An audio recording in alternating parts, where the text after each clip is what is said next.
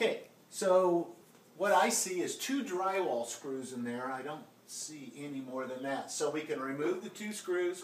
We'll just use a interior-exterior spackle and fill those 2 holes flat. It'll dry almost the color of this paint.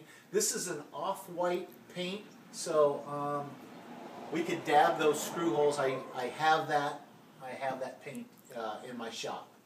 So, okay, got that. That's an easy fix. Okay. The other thing we could do, as a separate option, you might say, we could go ahead and repaint the interior of this garage too to get it all to match out. By doing that, we would eliminate any of these old anchors, patch those all smooth, and just clean it up and continue the painting right on through the new drywall for the addition and catch that. The other thing, Ms. Glover, I'd like to point out that access door to an attic right there is in a firewall. This is 5/8 sheetrock. Because this is a garage and the car is there, this has to be a special door.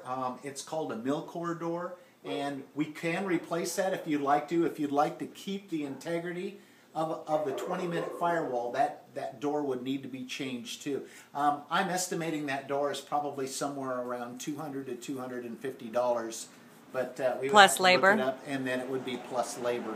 Okay. But we would say that you do not have a 5/8 20-minute rated firewall because of that door at this time. Okay, so could you go ahead then and give me a separate bid for... Yes, we'll call that option number 2. Okay, so for replacing that and then also for painting the garage? Yes, so you will have a painting garage option 1 and the fire door as option number 2. Okay, in going further on the option of painting the garage, like I said, not only would we replace and remove all the little anchors, clean everything up and patch everything, I would definitely roll this garage. I wouldn't try to spray it with an airless because I don't want to get overspray on everything. I would have to move certain things out, like this shelving would have to be pulled away. This refrigerator would have to come out, any of this flooring, these shelves would have to come out. So it would take a couple of hours easily to pull everything back. I'm thinking it would take altogether maybe around 5 to 6 hours to repaint this. So I actually would probably plug in close to a day to paint this garage and do it right. For a one-man crew, or? That would be for one man. Okay. 1 man, 8 hours to do this. Beautiful. Your wood floor is beautiful. We need a trim piece here, I see. I noticed that this is the pad, this white fabric here. I can move it, which is great. I also understand these 2 pieces of tile that are missing are not available. So we would want to use a wood threshold cap on this, much like this one right over here. And this one, I notice, is up. It's up in the air. It's up off of the floor. So I would really recommend us resetting this one while we're installing that one. So if we pull this up, we can see the way it was installed. I want to install this much differently.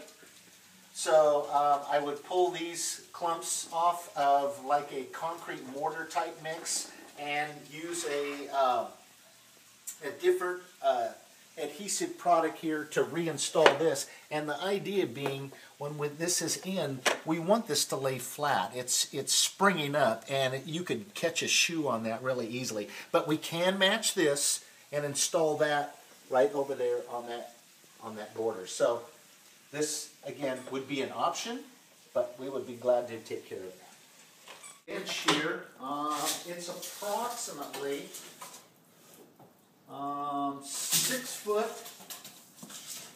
by 6 foot, so 2 6-foot pieces, and it is about 32 inches wide. So I see that this has been stained before. I can see some marks on the lumber that shows the color of the lumber actually through. This has had like a very light reddish colored stain, and it's had no gloss or urethane type finish or varnish finish whatsoever. So what I'd want to do with this is I'd want to sand this down lightly, get the color to to match out, I would restain this, but then I would put a polyurethane on this. I would not use a gloss. I think that would be the wrong product. I would use a satin or a flat polyurethane on this. The beauty of the polyurethane is you have moisture over here because of the koi pond. It's going to seal this wood off and it'll keep it from cupping or cracking. Okay. Now, as I move on a little further, okay, this is a housing for the filters for the koi pond. And if you'll notice, we have a discoloration in here because of the minerals of the water. It's almost like a two-tone right now. So we'd have to take the hinges off this, sand this down, get an even stain going on this, and this definitely would be a candidate for polyurethane to even out the color. And as a sidebar, you're going to have to add a little bit more time in this, because this is going to take more time to prep out than the bench will because of the discoloration, and the minerals of the water have embedded themselves into the wood. So when we did our measurements, we did a 6 foot by... 2 6-foot panels by 32 inches. And then we need to take that into consideration also? Yeah, we could do a measurement on this. Let's see. Let me just kind of get it in my head. So it's 32 by 32 by about somewhere around 5 foot with a top on it. So, like. Okay, we have a hallway here with 7 recessed can lights. These are 6-inch cans with 6-inch trims. Some of these fixtures are what's called wall washers, where the lamp can tilt and light up walls, pictures, or anything like that. Some of them are stationary. We have at least 2 wall washers, one here and one 3 fixtures down. Back on this fixture, we can see that the trim, the recessed trim, is falling down right here. So we would need to be able to get that back up. I would say that the can itself is fine. It's the trim. I see right up in here that there was a spring and it's missing. So this would probably be a good time to put new springs in this. That's a possibility. The other thing I noticed is these are really inefficient type lighting lamps right here. We could also offer you an option of going LED lighting, or at least maybe even a different type of trim to show, put compact fluorescence in it. But with this many lights, we could definitely knock down your energy consumption by changing these trims. So are you suggesting then 2 options, one just to fix that and one to then replace these 7 lamps? Yes. Okay. Yes, I am. There's 3 possibilities with that. I can fix just this lamp. I could fix this lamp and then change out the lamps in all of these and go something much more energy efficient. I could offer you a third option of going LED lighting throughout these 7 and really lower your power consumption. Okay, I'd like to see all those options. Okay. In this hall lighting of 7 fixtures, there may be some fixtures that you want more light out of than others. And that can be done by changing wattage on the lamps. So this would be something that you might want to think about, is which ones do you think that you would want brighter, and which ones do you want that would be not so bright to get the effect down this hallway that you'd be looking for. And that I can just change that with light bulbs? Is that what you're saying? Yes, you can. Yes, you can. Okay. Okay. So I guess this switch can be bought at Lowe's, according to you. So that's great. We'd pick up another one.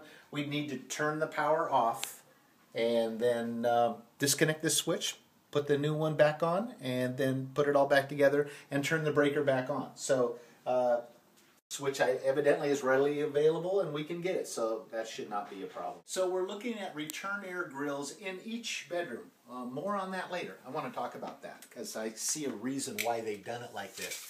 This grill is approximately 16 by 12. That would be a tough size to buy. So we'd have to look into this to see what we can do for you here. There are options as far as possibly cutting filters, maybe having filters specially made, but I'll get into that a little more later. What's interesting about this is that put a return air grill in every room instead of the hallway, which the way they would do it now, they would put one return air grill into the hallway. The reason that this is done like this is because the doors close real close to the carpet. There's hardly any gap here at all, so there's no way that air coming in through the supply register would be able to put enough air to draw through under the door to go up into a return air grill in the hall. Therefore, return air, it's not a, yeah, I guess it is. You're on. Okay. This fan appears close to being a 52-inch fan. It's a 4-blade fan. As long as we're going to change out the fan, we definitely want to put a 5-blade fan in. I'm thinking this is a little bit too much fan for this bedroom. It's possible to get a 44-inch 5-blade fan. They also make real small mini fans for bedrooms. So I would shorten up this fan and definitely change this lighting to be able to get more light out of this fan in this room.